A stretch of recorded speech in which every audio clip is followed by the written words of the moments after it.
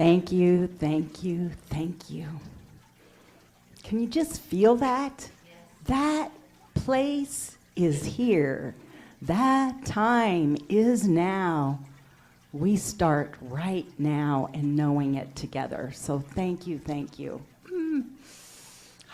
And now for this time in our service, it is my honor and privilege to introduce to you, and most of you may know that Reverend Cath DePalma is our new interim minister to help us in this transition as we find the person that will come to lead us further in who we are.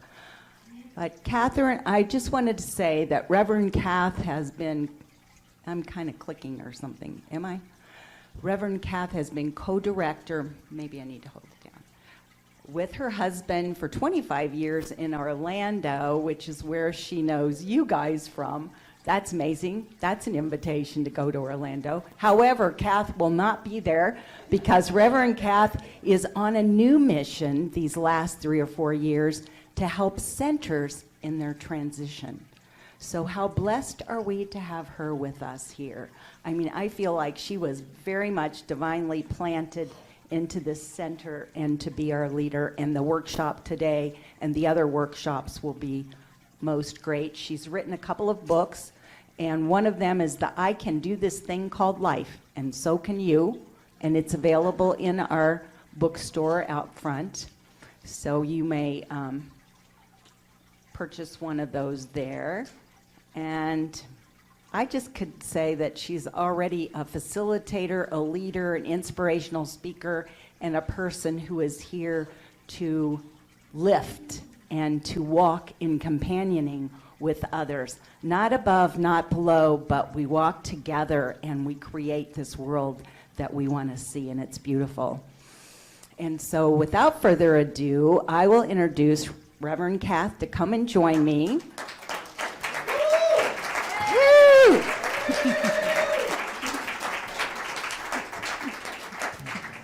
Thank you. And I did forget on the little paper that's in the back of your seats, if you want to ask for prayer with the practitioners, we'll be praying for a week on whatever you want. And I think that's important. You might want to have something in your heart. So thank you for letting me commercial that. Thank you. Thank you. Oh, it's so good to be here. And I feel so emotionally choked up after that song. You know, there really is a God, isn't there? Because my husband and I just watched West Side Story again after the new one, and I got so emotionally involved in the music that I demonstrated Armand and Angelina here today. And there was no plan by me or them for this, so I was very surprised too. I mean, the universe has a sense of humor, and it is very playful, and you know, they are just such a great team, and yes, we've played together many times before, and you will want to take them home. In whatever form you can take them home. So what makes something play? You know, that's the question. Today we're talking about, you know, sacred play. You know, why is being playful so important to us? And what makes something work to one person and play to another? You know, it really all depends on the player, doesn't it? You know, if someone is in the right head and heart space, then everything they do is play. And if someone is not in the right head and heart space, then everything they do is work or drudgery or, you know, whatever you want to call it. So, but those that really are in that place, their heart is in it, and they just play wherever they can. And it's not that they never have anything go wrong. That is not true for any of us. We all have stuff going on. If you're breathing and alive, you're going to have things happen, right? That's just the nature of life. There's change, there's things happening. We make mistakes, you know, on and on. But these kinds of people, they just handle things with a grace and an ease that others are just, you know, yearning to be like, like they are. So no matter what's going on, they're more playful. And I have such a character friend in my life, Fred, for my example. Fred is institutionalized. He's a beautiful example of someone who exudes just love and inspiration. And he's imprisoned. He's in prison. He served his sentence for, I guess, maybe over 20 years ago. He came into my life for possession of drugs.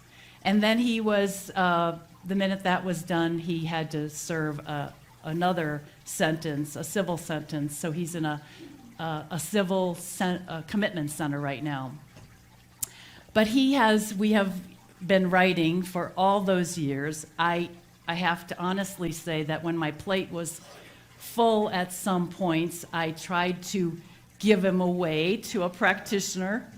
Well, that didn't last very long, and he ended up back with me.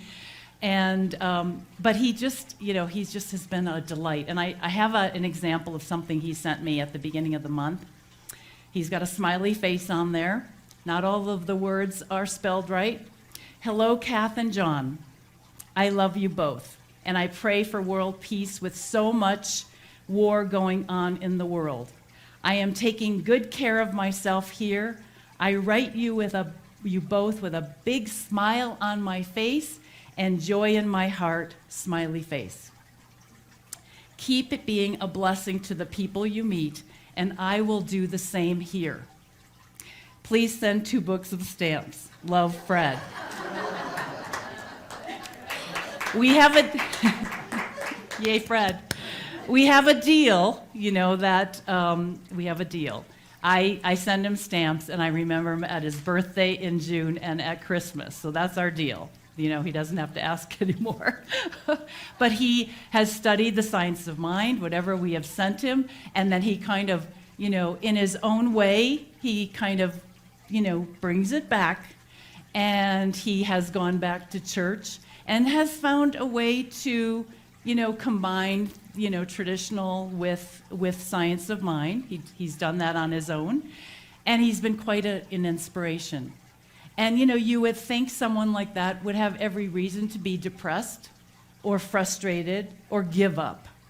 And this is just not the case. He has made peace with where he is, and he shares that goodness with all around him. He says he shared my book, with those around him.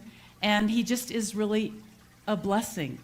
And today, I thank God every time I get something in the mail from him, because I know it's just going to be pure love. And if the truth be known, sometimes I am not in a place to receive all that love. I have to wait a day or so till I'm in the right place, because it's just like a blast that's coming at me. So I do thank God that he is spirit itself with this message of inspiration and appreciation of me. And what a gift he has been. He's a true player. He's a true player. Now, I wasn't so playful these past holidays. I've had a little bit more trouble because my mother-in-law was on her way out, and she would have been 98 in May. A really tremendous woman. I included, once I got the idea to include the kind of family that I wanted to attract when I was attracting my husband, I demonstrated a magnificent family. John has a wonderful family, and she has been a wonderful mother to me all these 31 years. So it was really hard for us to know that she was on her way out. She wanted to go so bad, and she just couldn't make it happen. Well, then in January, she had a big fall that, laid her up. She was for sure bedridden for the rest of her life. But she still kept hanging on, and we were like just dying. I mean, I know this was not easy for her, of course. It was not easy watching. It's not easy watching loved ones go through things like this. So we were just, trying to make the most of it, but knowing that we were going to get the call, get a call. So one morning I was reading one of my most favorite teachers, Emma Curtis Hopkins. I know some of you are familiar with her work. She was a famous New Thought teacher of the early 1900s. She was actually even a teacher of Ernest Holmes. And she's known as the teacher of teachers. And I ran across this paragraph that basically said, instead of, being, on, say, negative terms with your neighbor, or criticizing or judging someone that you're working with, instead of doing those things, or instead of feeling sorry for someone,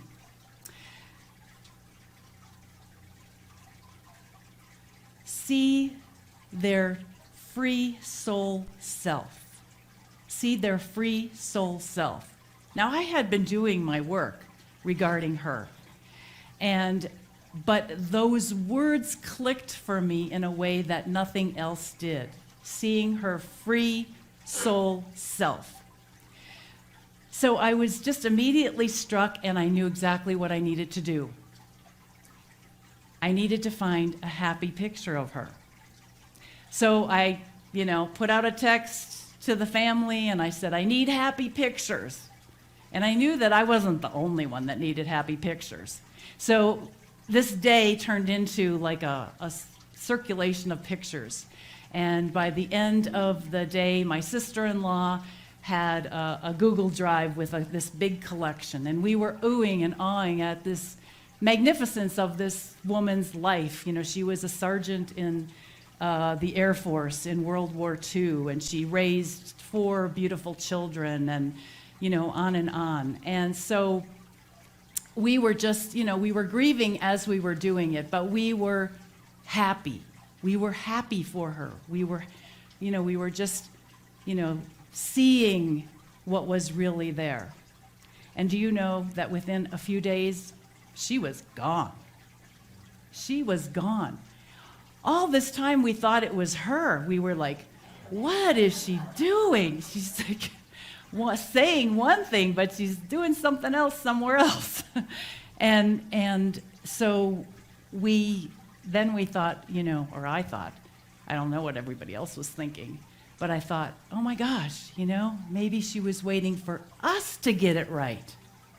We were supposed to get into alignment with this idea of celebrating her life and really being happy for her and, knowing it was done. And then it happened. What if we could do that for, the world? Is see everyone for their free soul self, not their limited human side or self, but their free soul self. What could that do for the world? When we want to go to those places, what could we do to really turn things around? The world is our oyster here. There's a lot. There's a lot here. The famous poet Ralph Waldo Emerson, who I also love, wrote, "The earth laughs in flowers." Isn't that gorgeous? The earth laughs in flowers. And the cherry blossoms are just starting to bloom in Seattle, and things are popping here right where you are. Spring is just ready to just burst. The earth laughs in flowers. Oh my gosh, we'll never look at flowers the same way again, will we? So I have one more story, and that is about John and myself when we had our center in Orlando. So we were driving. We would always drive together when we could to any, like on Sunday mornings, or if we had classes or meetings rather. Most of the time we didn't have classes together because one of us would be doing it and the other one wouldn't. Anyway, he would drive and I would treat. And for those of you who know what treatment is, if you're new, it's a formalized prayer that we do here.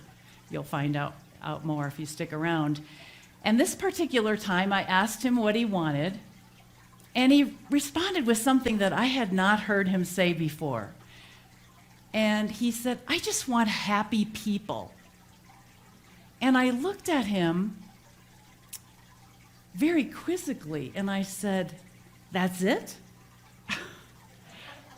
And then I caught myself saying, that's all you want? I was trying to complicate things. Happy people. Well, do you know our meeting was a fabulous success? This happy treatment, treatment for happy people, caused us to see how happy our people really were. And it became the only treatment that we actually ever did. I really wished we would have discovered that years earlier. But it can be that easy. It can be that easy. Happy people. Wow, what a treatment. Now, I know being happy or playful isn't always easy. Like I said in my example, there are serious things happening in the world. There's serious things happening in our own lives. But it's a little bit like when the Dalai Lama was asked, how can you live in luxury when you have people outside your doors that are starving? How can you feel good about that? And he said, it is for that very reason that I must live this way. I must live this way. If he was in their shape, what could he offer them? What could he offer them in the way of spiritual inspiration? He could not. The same is true with us. We have to give the world something else than what they have. Wars and fights and aggression and illness, all of those things are going to happen, especially because we have so many different levels of maturity, levels of consciousness, going on at the same time. It's really a miracle that we even get along as well as we do, right? So with all of that going on, it is essential that we take care of ourselves, and being happy is one of the most important things that we can do for ourselves. Compassionate, of course, and caring for each other, yes, and lighthearted about how we lived and focused on being happy, a must, an absolute must. Emerson also writes, the infinite lies stretched in smiling repose. And I always come back to that one when I'm having a problem with something that I'm seeing. And I go, well, wait a minute. The infinite lies stretched in smiling repose. How can the infinite lie stretched in smiling repose? How can the infinite do that with all this going on? Well, it can because it knows who we are as eternal beings. It knows that we are evolving. It knows that all of this can only lead to good. It knows that everything serves. It knows where all of this is going. So, of course, it can lie stretched in smiling repose. So, while my work doesn't seem like play to many, the kind of work that I do, it's play to me. I think life is the best game in town. It really is the best game in town. Once you remember that you are something more than you appear to be, and you get the sort of the lay of the land, you get to know what how the spiritual laws work. Once you get to know that, it just keeps getting better and better and better. Are you up for that? Yes. Yay! Give yourselves a hand for that.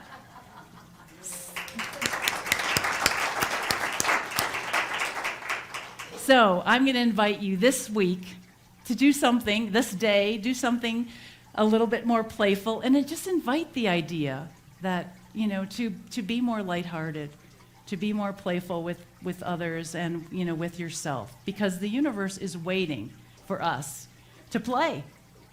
So let's know this together. Let's just take a moment, take a breath, let all of this just sink in a little bit. We hear that water in the background, and we just know that there is just perfection everywhere, even when we can't see it. That we are immersed in this power and this presence that knows all, and that is smiling. It is pure and perfect love. It knows it is truth. And we are one with that. We are in alignment with that truth. We were created out of that magnificence, and we are perfect, beautiful, creative, playful expressions of the infinite. It is a good thing. We were divinely designed to play and to have fun and to enjoy more and more life as we go along. And so our hearts and minds are open and receptive today to all that is here for us. We are so grateful, and we appreciate the magnificence of life that is coming through us, that is showing up all around us. We are grateful for each other, for this beautiful community, for being here now, knowing what we do, and just loving and accepting ourselves for who we are and who we came here to be. Thank you, Spirit. Thank you, Universe. Thank you, God. I release this treatment into the law. All is well, and so it is. Thank you.